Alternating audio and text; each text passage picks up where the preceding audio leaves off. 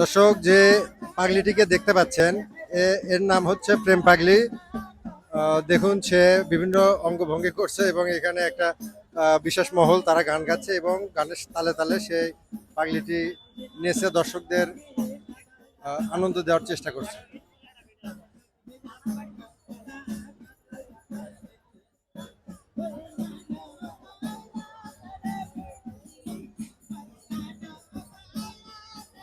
আজকের দিনটি হচ্ছে শেষ বৈশাখী মহাস্থানগড়।